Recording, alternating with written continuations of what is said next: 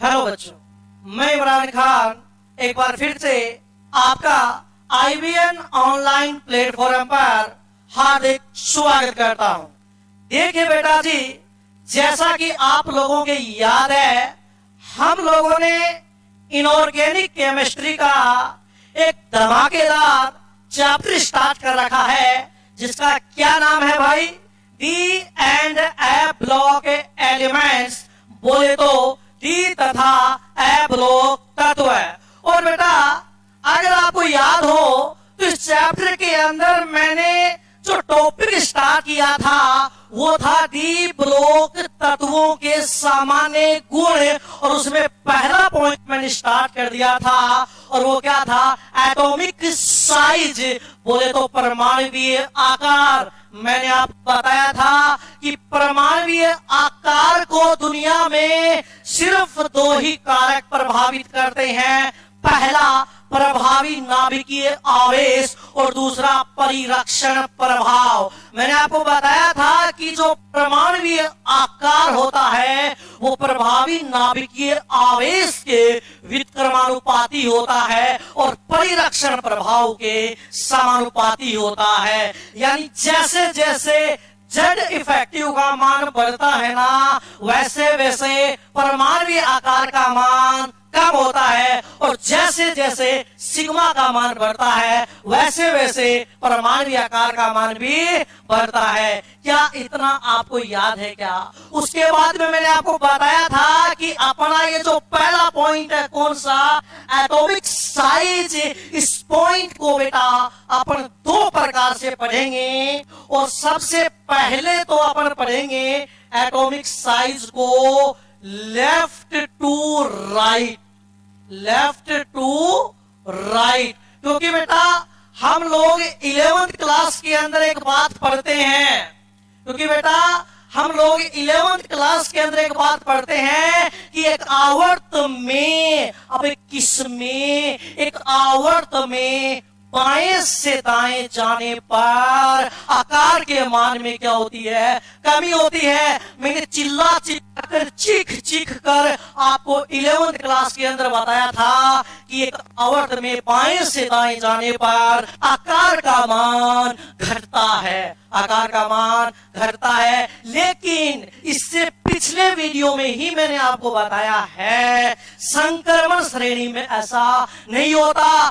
चाहे वो प्रथम संक्रमण श्रेणी हो, चाहे वो द्वितीय संक्रमण श्रेणी हो, चाहे वो तृतीय संक्रमण श्रेणी हो, चाहे वो चतुर्थ संक्रमण श्रेणी हो, संक्रमण श्रेणी में ऐसा नहीं होता। संक्रमण श्रेणी में जब आप बाएं से दाएं जाओगे तो पहले आकार का मान घटता है, बीच में लगभग बराबर हो जाता है, और श्रेणी के अंत में आकार का मान बढ़ने लग जाता है।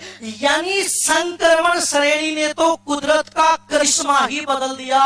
आज तक हम लोगों ने पढ़ा था एक आवर्त में बाएं से दाएं जाने पर आकार के मान में कमी होती है, आकार के मान में कमी होती है। लेकिन संक्रमण श्रेणी क्या कहती है कि यदि आप बाएं से दाएं जाते हो तो पहले आकार के मान में कमी होती है, बीच में आकार लगभग बराबर हो जाता है, और लास्ट में आकार के मान में वृद्धि होती है। आज हम ये देखेंगे, क्योंकि हमारे सिलेबस में सिर्फ प्रथम संक्रमण श्रेणी है, हमारे सिलेबस में सिर्फ प्रथम संक्रमण श्रेणी है, और प्रथम संक्रमण श्रेणी में हम ये देखेंगे कि कहां तक तो आकार घटता है और कहां आकार बराबर रहता है और कहां आकार बढ़ने लग जाता है। तो क्या कल वाले वीडियो की वो लाइन याद है क्या आपको कि संक्रमण श्रेणी में बाएं से दाएं जाने पर पहले आकार का मान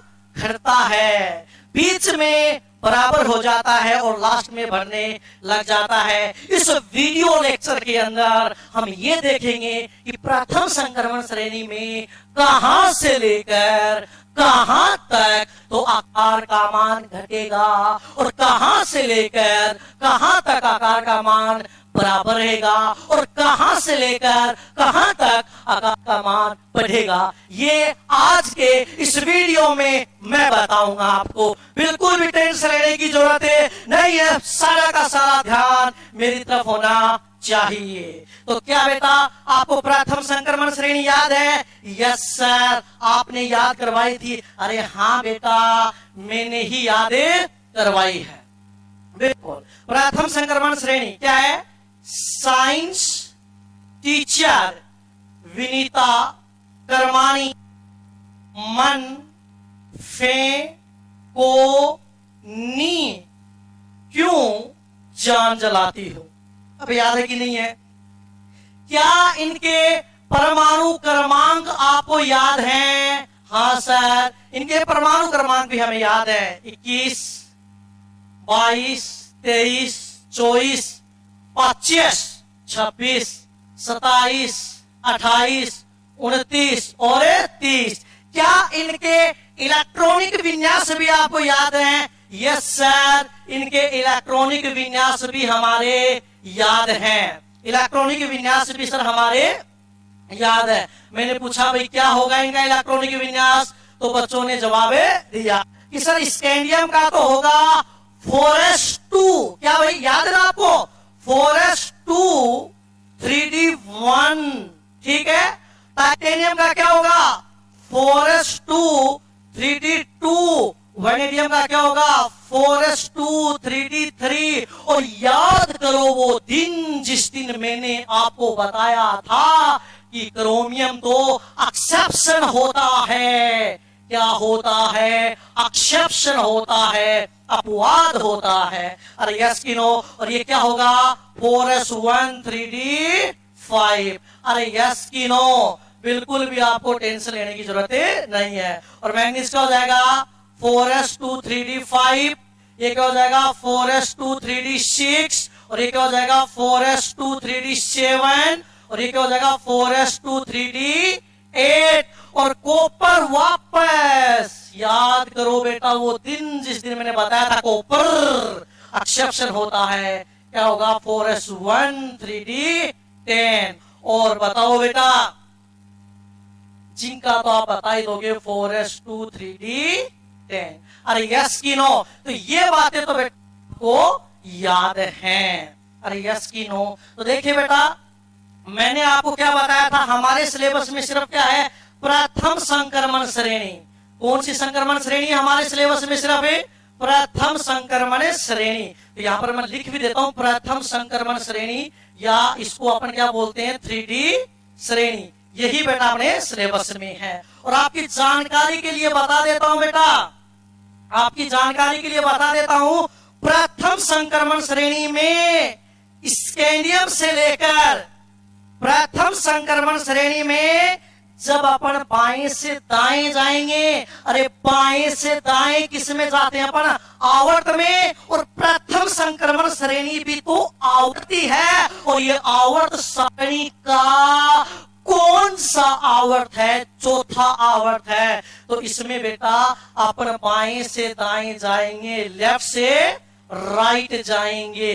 अरे यस की नो? और बेटा प्रथम संक्रमण श्रेणी में जब आप बाएं से दाएं जाओगे तो स्कैंडियम से लेकर मैग्नीज तक, स्कैंडियम से लेकर मैग्नीज तक, स्कैंडियम से लेकर मैग्नीज तक, तो बेटा आकार का मान घटता है।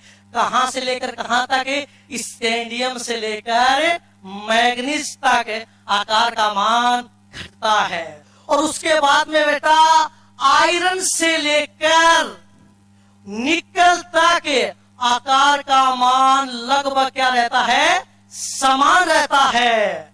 और बेटा कॉपर से लेके जिंक तक आकार के मान में क्या होती है? वृद्धि होती है। क्या ये बात बेटा आपके याद हो गई क्या?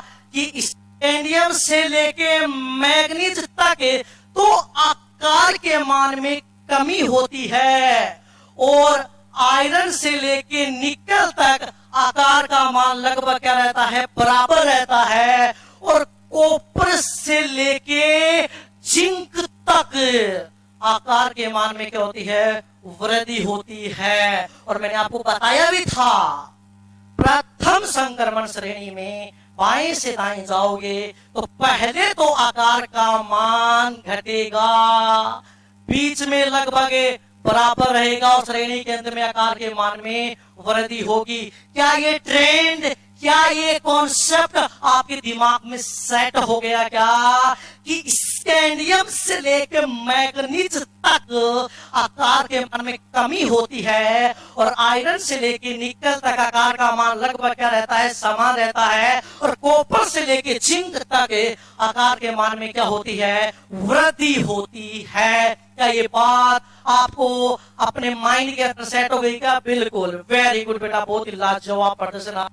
ठीक है, अब आप कहोगे सर इसका कारण बताओ। सर आपने क्रम बताया है, ये क्रम आपने बताया है एटॉमिक साइज का। किसका क्रम बताया है? एटॉमिक साइज का। अब सर इसका कारण बताओ कि ऐसा क्यों, ऐसा क्यों? सर इसका कारण बताओ। तो चलो बेटा इसका कारण बताता हूं मैं आपको। क्या बताता हूं? इसका कारण बताता हूं। ठीक, चलो बात करते हैं कारण की कि ऐसा क्यों। देखिए बेटा, मैंने क्या कहा कि स्कैंडियम से लेके मैग्नीज तक, ध्यान से सुनो, स्कैंडियम से लेके और मैग्नीज तक, कहां से कहां तक? स्कैंडियम से लेकर और कहां तक? मैग्नीज तक आकार का मान, बोले तो एटॉमिक साइज, आकार का मान घटता है। ये तो बोला ना मैंने कि स्कैंडियम से लेकर मैग्नीज तक, स्कैंडियम से लेकर मैग्नीज तक आकार का मान घटता है। वजह चाहे जो भी हो, लेकिन सर आपने एक बात बोली है कि स्कैंडियम से लेके मैग्नीज तक परमाणु आकार कम होता है। वजह चाहे जो भी है, लेकिन सर स्कैंडियम से लेके मैग्नीज तक जेड इफेक्टिव ज्यादा रहेगा और सिग्मा क्या रहेगा, कम रहेगा। क्योंकि मैंने क्या कहा, मैंने क्या कहा, स्कैंडियम से लेके मैग्नीज तक आकार के मान में कमी होगी। और ये तभी पॉसिबल है, ये तभी संभव है जब स्कैंडियम से लेके मैग्नीज तक के जो तत्व हैं, स्कैंडियम से लेके मैग्नीज तक के जो तत्व हैं, उनका प्रभावी नाभिकीय आवेश तो क्या हो, ज्यादा, और परिरक्षण प्रभाव कम। प्रभावी नाभिकीय आवेश, प्रभावी नाभिकीय आवेश तो क्या हो, ज्यादा, और परिरक्षण प्रभाव क्या हो, कम। ये तो तभी संभव है। ठीक, फिर बेटा मैंने क्या कहा, फिर बेटा मैंने क्या कहा कि भाई आयरन से लेके कहां तक है, आयरन से लेके और निकल तक, आयरन से लेके और निकल तक, कहां से लेकर कहां तक? आयरन से लेके निकल तक जो एटॉमिक साइज है वो लगभग क्या रहती है, समान रहती है। तो सर वजह चाहे जो भी हो, ये तभी संभव है, वजह चाहे जो भी हो, ये तभी संभव है जब जेड इफेक्टिव और सिग्मा एक दूसरे के क्या हो जाएं, बराबर हो जाएं। क्या हो जाएं? बराबर हो जाएं। अरे यस की नो? उसके बाद में मैंने कहा, उसके बाद में मैंने कहा कि भाई कॉपर से लेके, कॉपर से लेके जिंक तक,